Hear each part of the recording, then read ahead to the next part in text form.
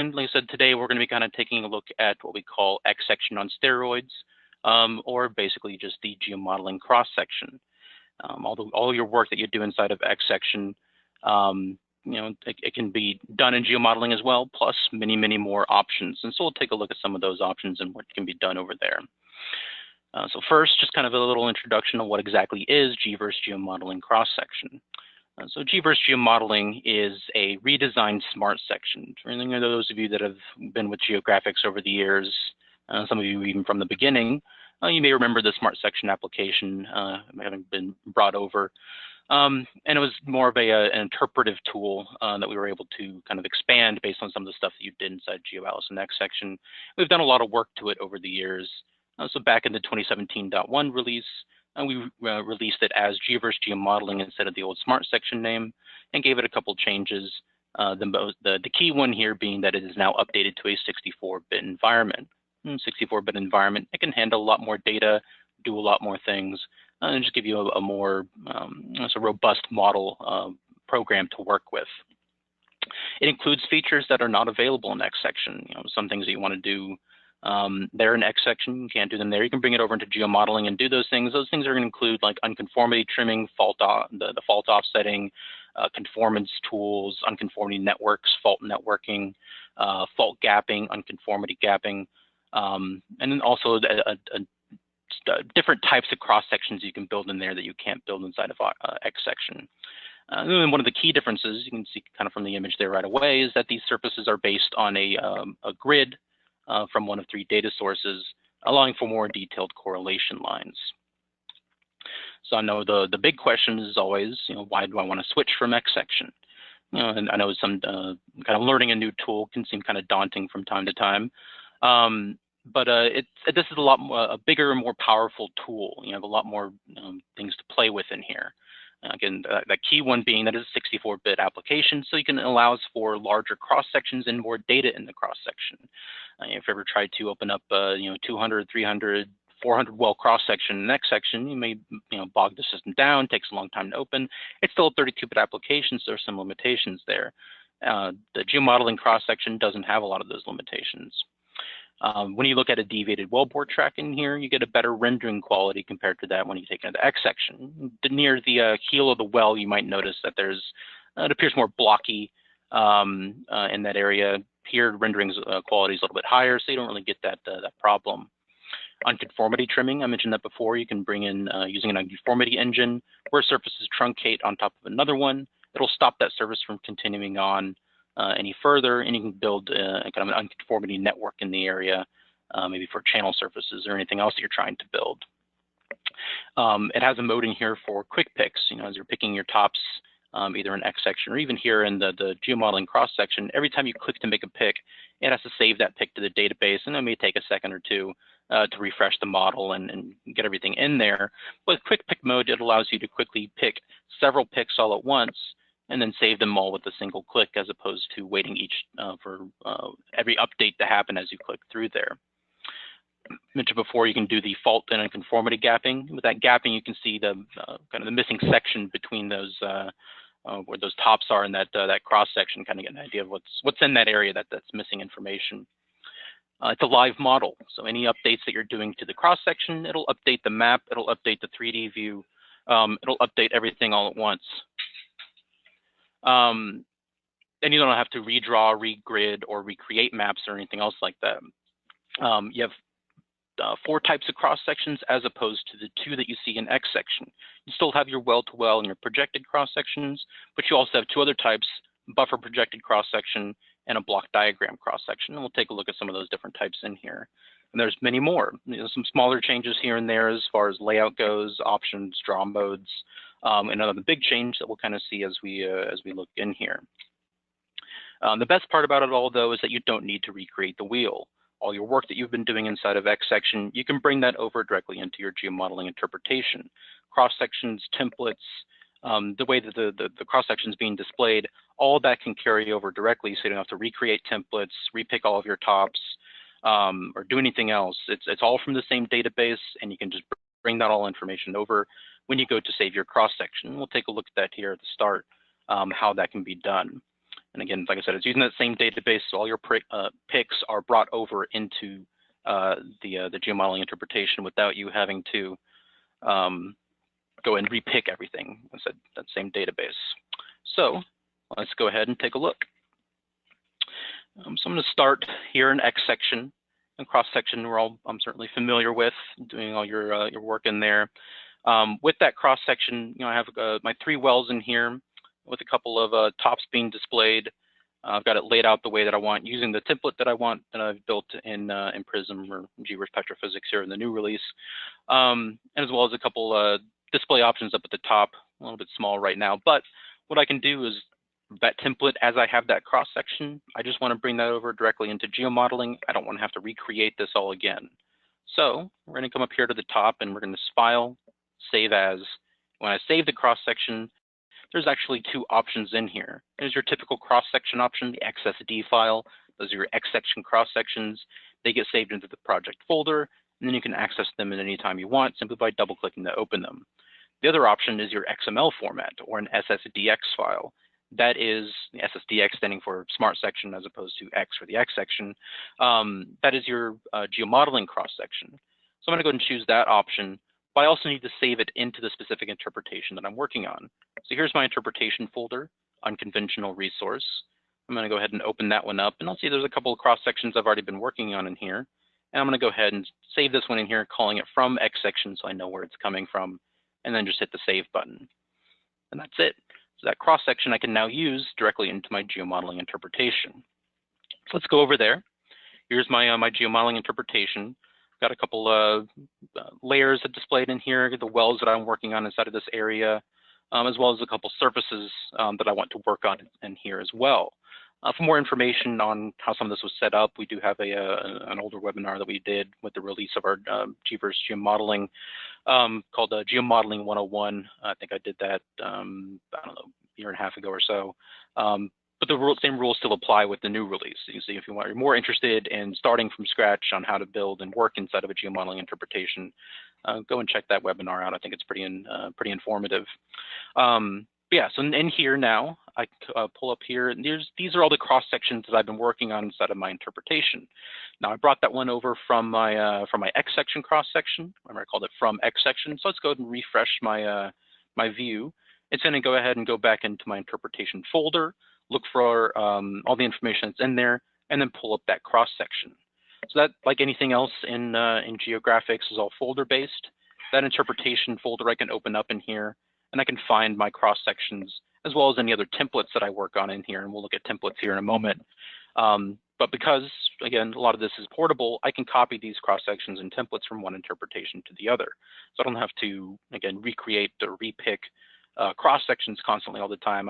They're very portable, and I can move them around with me. So there's my from XSection cross section and template, which is technically already in there. I'll show how I save that. Now included in my interpretation, so I can go ahead and open that, and let's just go ahead and take a look at that cross section.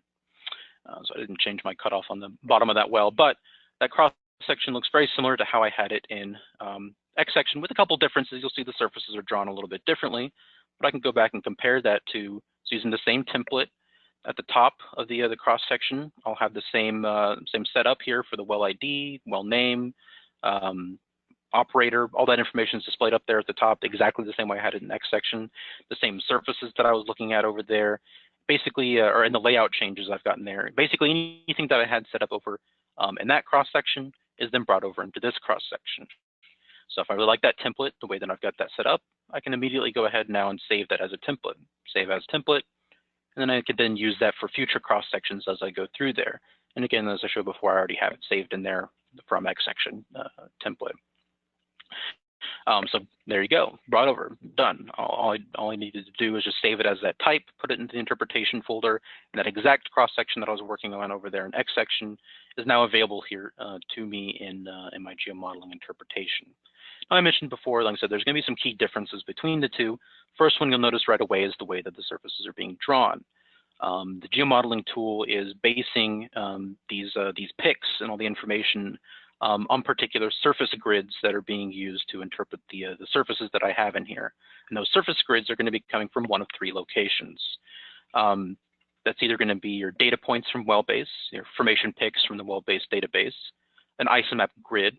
If you have a gridded surface that you've been working on inside of isomap and you've done some hand edits, or it's a ZMap grid that you brought in, you can sample out to that particular type of source. And then the last one is GVERSE Geophysics. I'm able to take for my Atoka one here, it's Atoka from SeisVision. I can take an interpretation, a horizon, and a 3D seismic survey and use that to interpret my surface directly there into geomodeling. That's another one of those key changes that's different between XSection and geomodeling. I have the ability to incorporate my, my seismic data directly here into the interpretation.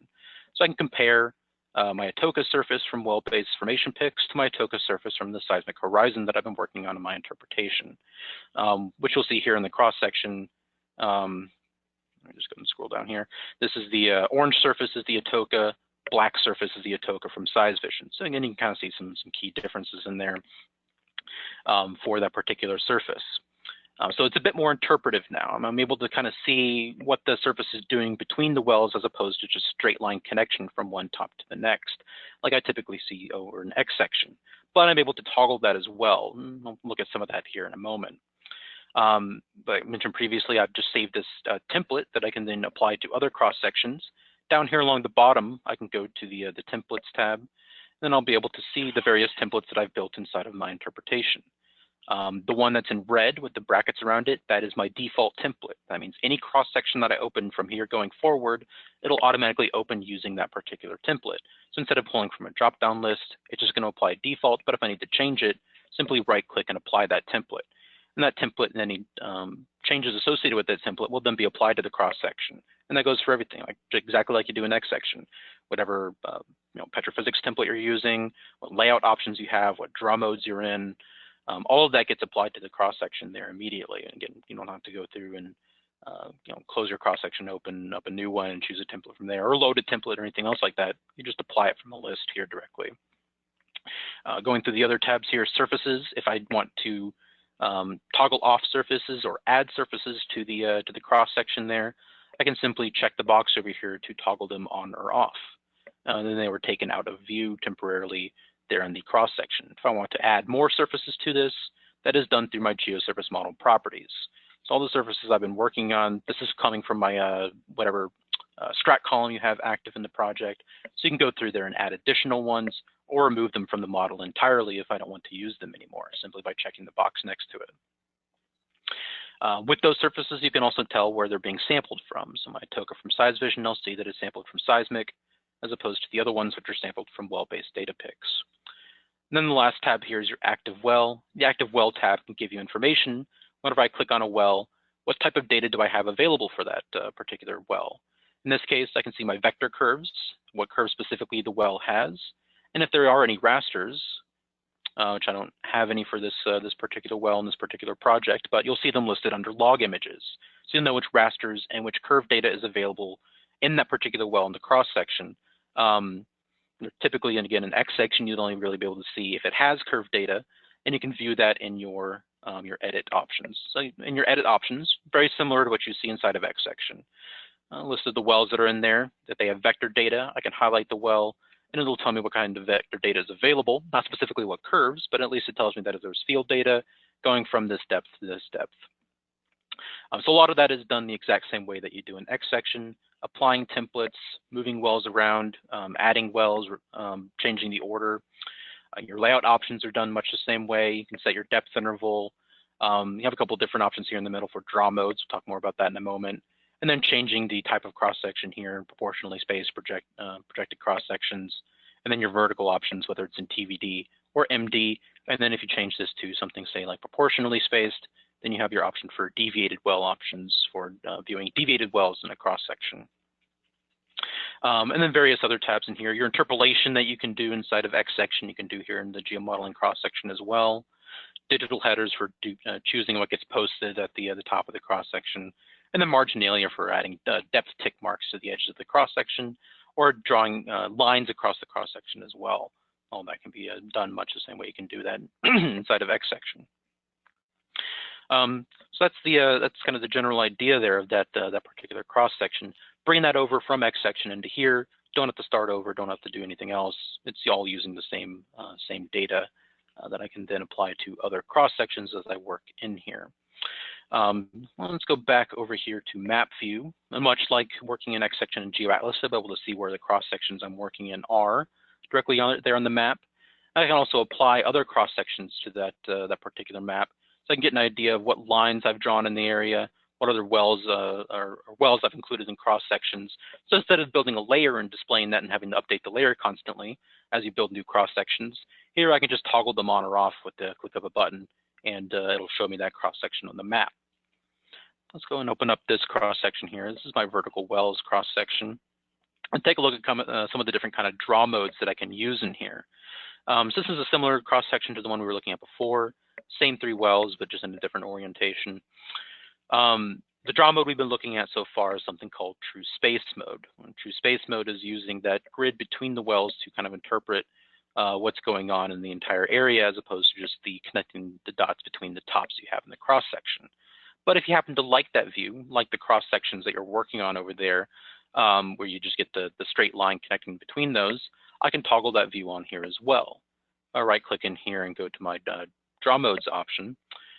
Then I have something in here called straight line mode. And when I change to straight line mode, then it draws the lines in much the same way that I'll see inside of XSection.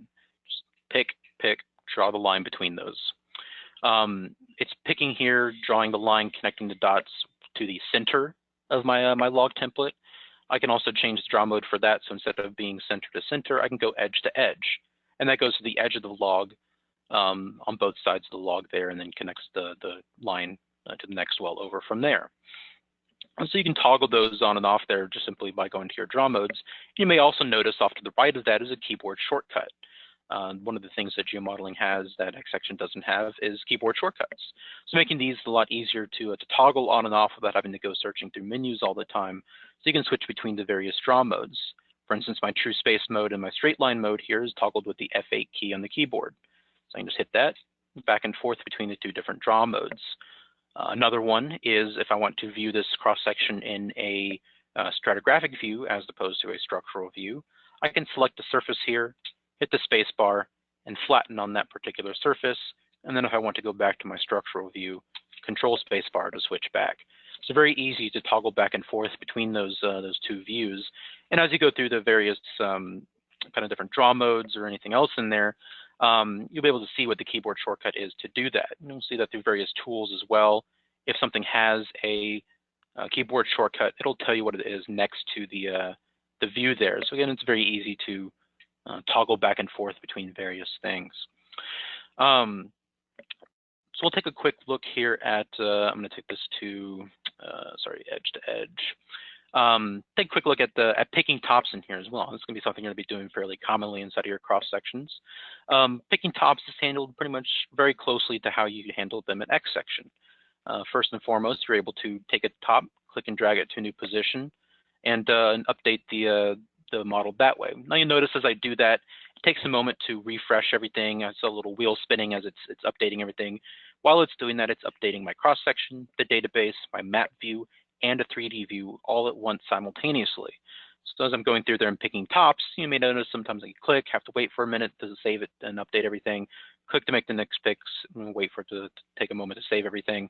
But we have the ability to kind of not wait for it to update, and you can update everything at once instead. That's using something called the quick pick mode. On this little toolbar just underneath the picking tool, formation picking toolbar, I can enable quick pick mode, and then take the, when I make my picks for that particular formation, seed a bunch of picks directly into that interpretation. If there's a pick already existing in a well, it'll prompt you to make sure you want to save this. That way, it eliminates any inadvertent picks you didn't mean to make. Because again, as soon as you click on a well to make a pick, it's saved to the database. It doesn't really undo for that. So it's making sure that, are you sure that this is what you're trying to do? And it says, yes, so you already have some picks in here. Go ahead and save that one. So that seed pick is then seeded for that well. And again, you go through there and put all that information in there. Once you're ready to save all that information and update the model, you can click the Save Quick Picks button. That saves all the picks at once and updates the model only one time, as opposed to waiting for each time that I make a click inside of that cross section to save it all. you can also delete your quick picks if you've gone through here and you realize, no, I don't really quite like the way that that looks. I'm going to start from scratch and just redo that, all those quick picks that I just made. And I can also undo them one by one in whatever order that I had picked them in. However, these delete, undo, and then you can even redo those picks. Those tools are only available to me as long as I haven't saved them. Once they're saved, they're there. I can still go through and delete them, but I have to do them one at a time, manually, individually, as opposed to across the board here. So I'm going to go ahead and save those here, update the model. You'll notice the change will occur, and it's just one update as opposed to several happening each time I clicked. Now you may also notice as I'm doing this, some of these other surfaces beneath here are modeling themselves in much the same way that the original surface that I picked is, and that's through something called the Conformance, one of the tools that's built into the geomodeling engine. So through Conformance, I'm able to set up what we call surface constraints, so that one surface is being used to interpret and steer a lot of the other surfaces. So for instance, in this case, my basal atoka is constraining the LS surface, which is constraining the M, which is also constraining the Barnett surface. And the Barnett surface is constraining the Barnett MFS, basal Barnett, and the Ellenberger surface. So as I adjust the basal atoka surface at the top, all these other surfaces are also then adjusted in conjunction with that, using a uniform thickness through there. Now that works primarily in areas where you don't have a lot of good well control. If you already do have picks in certain areas, then the conformance won't going to take precedence over anything that the machine is trying to do. So just be aware that sometimes the picks that you put in there may be influencing the model more than the way that you want the conformance to work. But you're able to go through there and add additional points in there to kind of further model those particular surfaces. To build that conformance, you simply take a surface and you click and drag and drop it on another surface. Then that surface is now constrained to the one above it. If I don't really like the way that that's set up, I can just click the X button there to send it back to its original position and then constrain it to something else. So I'm able to undo the entire conformance all at once and then rebuild it all. Like I said, simply hit the X button up there at the top to deconstruct everything, and then go through there and click and drag and move it again. These icons along the top are the toggles for turning those tools on or off. So you have fault offsetting, conformance, unconformity trimming, fault networks, and unconformity networks, giving you a bit more interpretive tools and the ability to build more advanced geologic structures in an area using those various tools. So right now I have fault offsetting and conformance turned on, but I can go through there and toggle on several others. Simply click them on and then apply them, and it'll update the model all the way using that information. Okay. Yeah, so again, with that conformance, it's going through and modeling that surface. If I don't want to use conformance, I can toggle that off, and then it goes back to using the original data picks that were in there from the model, and you can kind of get an idea of where those picks are coming from. And then go back and toggle that on, and it'll interpret a bit more between those surfaces and create a more uniform area there directly in the cross section. And that conformance is also being applied in the 3D view and the map view at the same time also. Now everything I'm kind of working on, I've just been showing through the cross section view. Right now, with a base GeoInterp license, you have ability to work inside of the cross section, but to get the full utilization of that power, you want to use that in conjunction with your map view. So the map view, I'm going through here, and I'm going to model my basal atoka surface, toggle that onto the map here. Because as I mentioned before, this is a live model. As I'm making my picks here directly in the project, then it's going to be updating the map instantaneously. So kind of get an idea of what that looks like. Let's take this basal atoka surface, and let's just take this way out of position. I'm going to bring this way up top here to the cross section. Other surfaces below it will try to conform to follow along with it. I'll go back to my map view, and I will immediately see that I've created a data bus there on the map.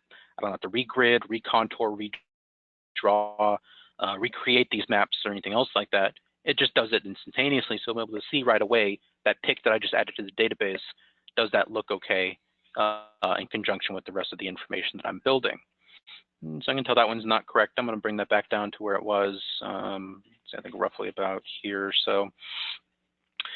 And again, goes back and updates the model and refreshes everything to go back to correct that data bus that I had put in there.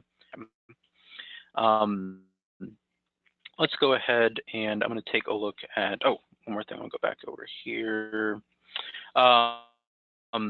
Your gapping can be toggled on here for faults and nonconformities directly in the draw mode option. So again, you have your F3 and F4 keyboard shortcuts to toggle that. This is not a highly faulted area, so I don't have a fault to display in here, but as you do that, you'll see the gap between your fault polygon where missing section are in that particular cross section. Okay, so yeah, you're going through there and you're picking tops using your information picking tool along that middle toolbar. Again, simply choosing a top to pick and then clicking in the well where you want that pick to be. To make sure you're on the well, your picker will have a W to indicate, yes, you're actually picking on the well, or you're picking between the well where you don't have a W next to the cursor. That way you know the pick you're making is actually going to be on the well. Sometimes you'll click and think you're right on the well, but you're just next to it and you're actually adding an inner well point. So just make sure you can kind of note where that W is. The same tools that you use inside of cross section you can use here. Your correlate tool, where you can take a section of the log and use that to pick your formation tops. Take a section of the log and move it around and pick that way. And you also have your type log tool that you can use to create a type log to take with you and pick tops as well. So again, exactly the same way that it's done inside of XSection, I can use those same tools over here. So let's go ahead and I'm going to take it back to the map view here. Again, as each of these cross sections are being drawn and created, they're appearing here on the map, so I can kind of get an idea of where these cross sections, where I'm creating them from. And I mentioned before that there's 4 types of cross sections in here in your buffer projected cross section. A new one that's added to this tool that you don't see in XSection is something called the buffer projected section. What that enables you to do is you draw a section, line of section through the area, and it'll automatically pick up wells where that well line is being drawn given a buffer distance. That buffer distance can be controlled by the user here. Simply right-click and pull up your set buffer or scroll value differences, where you can increase or decrease your buffer distance. So the higher that value goes, the more wells you can pick up given where that line is. The smaller you go, you kind of eliminate some wells that are a little bit further away. You can also determine, in case of deviated wells, how do I want to choose these? Do I want to base it on surface hole location, or I want to base it on bottom hole location? And then you can also choose to what type of wells do you want to include into the cross section. Every well, wells that only have vector data, wells that only have raster data, or wells that have any kind of log at all, be it vector or raster data. And you have those various options here. So that way you're only picking up wells that actually have information that's going to help you correlate tops versus just a well that might be missing some curve data somewhere. Pick up anything you don't want to. You can also change scroll increments. With this cross-section line, when you have it selected, you can use your arrow keys up and down or right and left to move the entire line in increments of 1,000 feet, or again, whatever value you set in there when you're going through and creating that cross-section. Let's go and cancel out of that and end the definition to create this cross-section. And just take a look at how it looks here. So this is going to be using my geosteering template that I've got here applied. Remember, we kind of pointed that out before, that it's the default one because it's red and it's got the brackets around it. But I can make any one of these templates the default one. Simply right-click on it and say Set as Default Template. That way every cross-section now uses that particular template. So this template is set up to look at a couple wells, and most of these in this project are deviated wells. So I can view the well bores in here. And again, just kind of point out that the rendering difference between how this looks in XSection and geomodeling, a little bit cleaner when I get down to the heel of the well. I'm not getting the vector frame around here, so I'm not getting very blocky overwrites or anything like that going into the cross section. Whenever you go to your display options, you can choose to display that information if you want, your vector frame or your vector grid from the template. You can overlay that on top of there as well. So again, it doesn't overlap on top of the block frame of the cross section there. A little bit cleaner and a little bit easier to look at. Okay. So yeah, that's your buffer projected cross section. With that line, you're also able to move it around on the map and then pick up a different set of wells. As I move it around, it will remove wells from the cross section that are no longer in there, and it'll go through and show the new wells that you've picked up. So it's updating automatically on the fly. I don't have to refresh or redraw anything. it'll automatically pick that information up. And you can do that for either just moving the line around or just repositioning the line there, maybe going from a north-south line instead of a east to west line here. Again, most of these are deviated. I'm not really picking up anything here. Move that around a little bit and pick up a different groups of wells. Okay. So yeah, that's the buffer projected cross-section line. Another type of cross-section that you can create in here is something called the block diagram. Go ahead and turn off my surface here. The block diagram is a new type of cross-section to the newest release, 2019.2. And that block diagram enables you to go through and basically pick a cross-section that's perpendicular to your well bores and get an idea of where these wells are landing in that particular cross-section. So we'll do define block diagram, and then I'm just going to go ahead and pick a cross-section through here. And it runs in either automatic mode or manual mode. Automatic mode will just, any well that crosses that line, automatically add to the cross-section, or manual mode, where you get to pick which wells you want to include in your block diagram cross-section. You can see if you right-click here, you can also do manual well picking and pick up additional wells. Let's go ahead and end that definition, and then pull up that cross-section. So this cross-section works a little bit differently.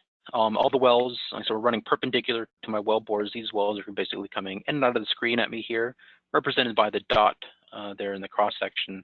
So I can get an idea of where are these wells landing. Are they landing in the zone that I'm looking for them in? Right now, they're kind of small, a little bit hard to read, but I can change the display for that. If I go to my Edit Wells Logs, and I can pull up the information over here, I can either do this for all the wells, where I make all of them, let's say, radius of 45, and I can apply that. So every well changes, or I can do that on a well-by-well basis. I can select this well, go through here, I can change the color for this one, say, to be red. This one is going to have a radius of 30. Let's do this one. Let's do a blue, make that one 20. And I can go ahead and apply that. And so each individual well can have its own settings applied to it, its own color, its own size. And the same goes for the well bore. Whenever you look at a typical cross-section where you just have the sticks in there, that'll also change the colors for that. And in this case, it's just the dot of representing the well for this type of cross-section. And that also gets saved into your templates whenever you save those and go through there. So with that being drawn in there, I can kind of get an idea of what the spacing is between those wells, and then measure the distance, both in horizontal distance and absolute distance between them. That distance is measured, like I said, horizontally, just from one well to the other, or the basically hypotenuse of whatever triangle is being drawn in there, and that's going to be your absolute distance between those two wells there in the cross section. And you can toggle on how that display is going to be drawn. Say I only want to pick up wells that are in a particular surface range. For instance, this well is kind of being picked up into the upper Barnett surface, so I don't really want to see the distance in that area. I just want to focus mainly here on the surface below it, so I'm only measuring the distance between those wells. So you can toggle that on and off through there. And then also the boundary distance, if you want to measure, if you have any XY points that are between wells through here, you can measure the distance from that XY point to the next well over, and same kind of thing. You can choose whether to view that distance in particular surface regions. Okay. So yeah, that block diagram kind of gives me an idea of where these wells are landing in a particular area. And like the other cross-section lines, I'm able to move that cross-section around on the map and either pick up new wells or just slide it up and down the cross-section and pick up different distances. So I can kind of move that around, eliminate that well over there, maybe pick up some wells over here. And then my cross-section will update automatically to display those new wells in that particular area. So let's go back to my original one. Pick up those wells there.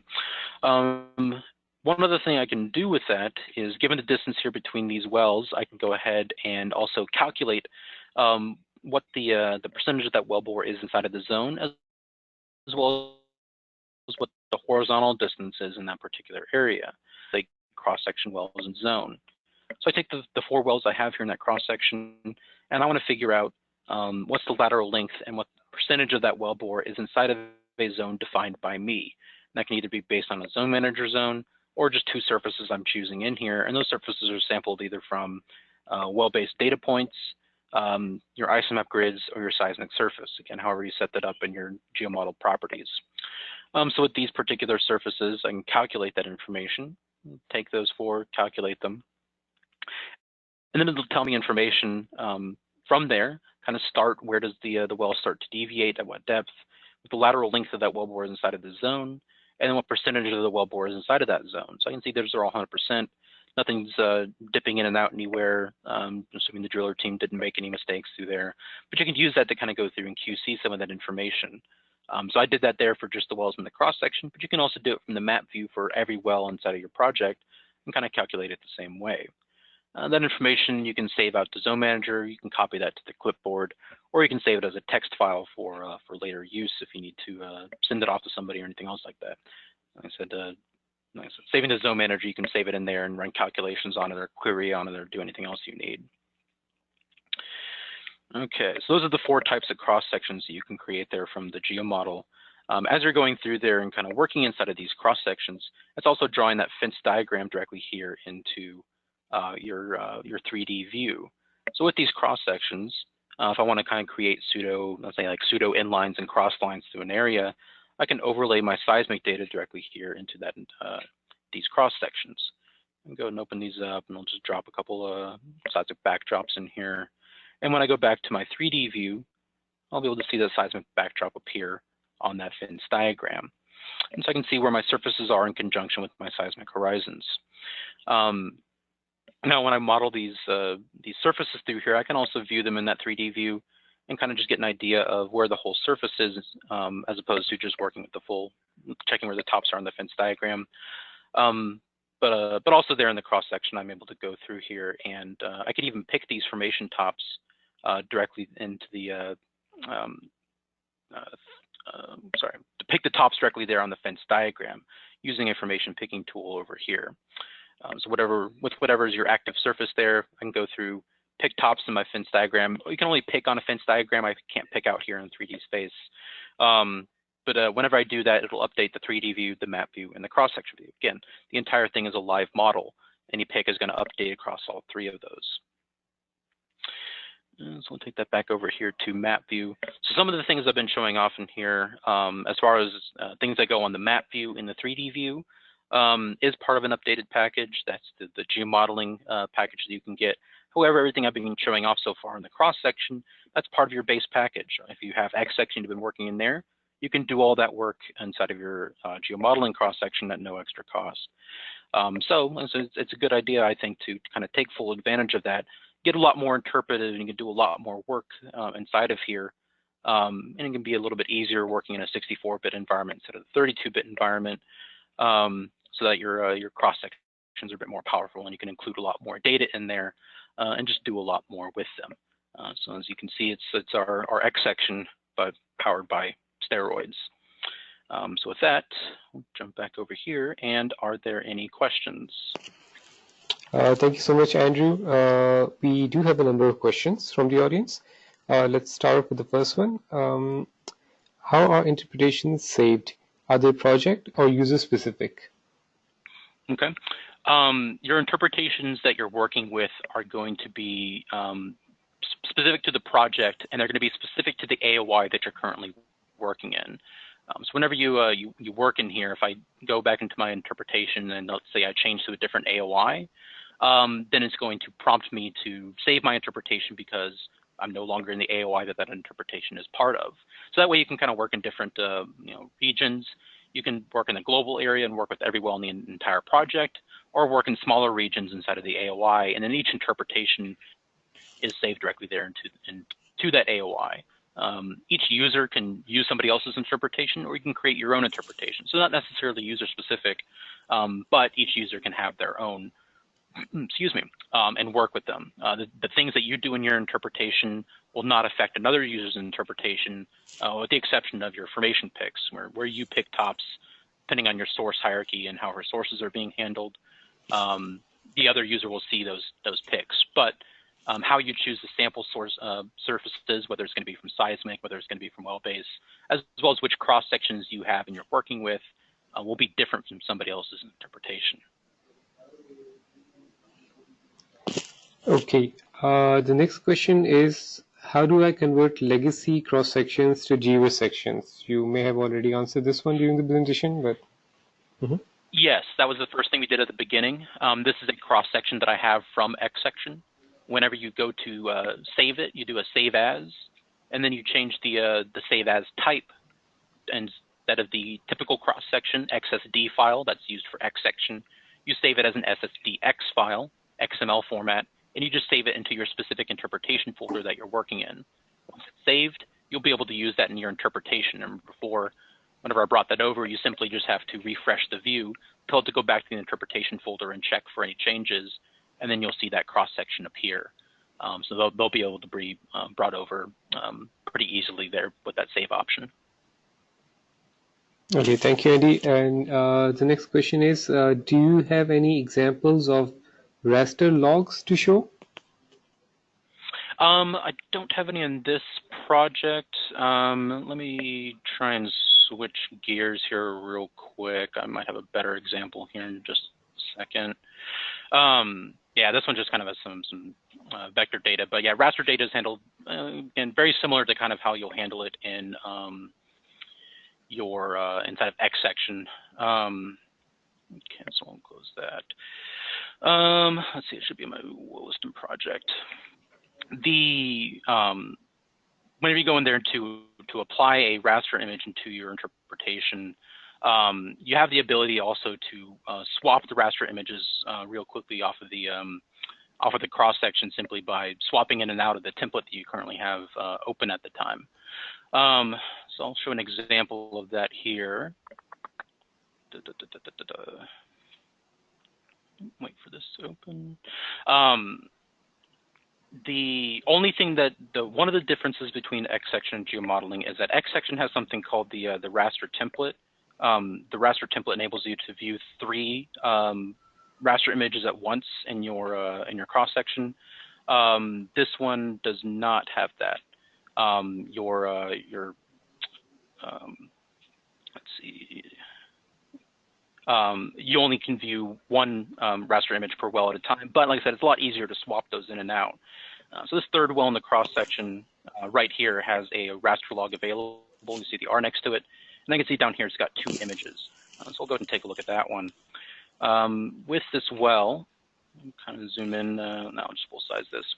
I'm going to go ahead and select this well, and then I can go to the active well tab. And again, I mentioned before, you can kind of see which curves are available, and I can see which log images are available. I'm going to change the template for this to a template called raster. Let's do the 5-inch any image. I'm going to apply that to my active well. So I can change the template very easily to a different template simply by right-clicking and applying it, either on a well-by-well basis, or I can right-click and do it to all the wells. So in here where I got the raster image, I can go through here and now swap out. That's the one I already have in there. I can swap out different images simply by right-clicking for my log images available and then applying it to the template. So like I said, you don't have the same raster template that you had in XSection where you can view 3 at a time. However, your petrophysics templates that you build through the petrophysics application, you can create a template that has several image tracks, and you can display as many images as you want over there. Now, I know before when you pull those into XSection, rendering quality is not very good. It's a lot cleaner here in the geomodeling application, having a lot more resources to work with. Yeah, so there's kind of an example there of a raster log you can swap in and out there. Okay, I think we have time to take one more question. So that is, can you display your cross section with the same template in 3D mode so you can see curves the same way? So for instance, I guess you mean like the template that's being drawn on a well, can you display that in a 3D view? No, your templates cannot be overlaying on top of the cross-section view. You'll only be able to see the wells being drawn in there. You are able to overlay curve data on the wells in the 3D view. Go ahead and show that here real quick. Let's get a modeling region. So with the wells there in my my 3D view, I want to let's see real quick. Sorry.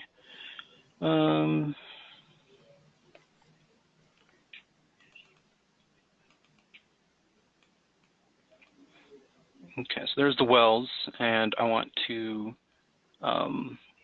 well data, go in here to logs and overlay a gamma ray curve. And so I can overlay curves this way along the wells and display them there in the cross-section view. Just a handful of them have the curve data here, so it's going through there and loading that. That curve data can be either shown in a blade or a lathe view directly there in the cross-section blade or lathe, so you can display it along the entire well bore, and kind of view them that way. But you don't get to view the template along the fence diagram like you do in the cross-section view that you have open from that window.